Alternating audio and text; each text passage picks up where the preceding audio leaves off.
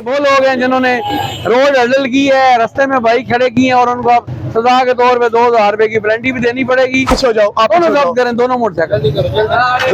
वो सामान उठाओ, ये उठाओ, ये सामान उठा लो। मोटरसाइकिल नहीं स्टार्ट कर रहा है, मैं कह रहा हूँ ये बैठे इनको थाने पहुंचा दें, सिटी थाने। मैं फिर आपको भी ना 341 FIR दे दूंगा, इनको भी सीधा थाना सिटी लेके जाए। जिस तरह अवेयरनेस आ रही है लोगों को, लोग यहाँ पे गाड़ियां वगैरह पार्क कर रहे हैं मोटरसाइकिल, इसकी कोई चार्जेस कोई फीस वगैरह नहीं है। इसके अलावा वो आगे ग्राउंड है बहुत बड़ा, 2000 के राउंड अबाउट बाइक बन जाएंगे और तकरीबन 300 गाड़ियों की पार्किंग यहाँ पे इजीली हो सके। देखें अभी सारा खाली पड़ा है, क्योंकि स्पेस यहाँ पे मौजूद है। जो लोग इस पे इम्प्लीमेंट नहीं करते हैं, हम लिफ्टर लगा के उनके बाइक उठाते हैं, उनको फाइन करते हैं। पेड़ियां सारी बाहर निकालें, आगे से टर्न करवा के इनको बाहर भेजें।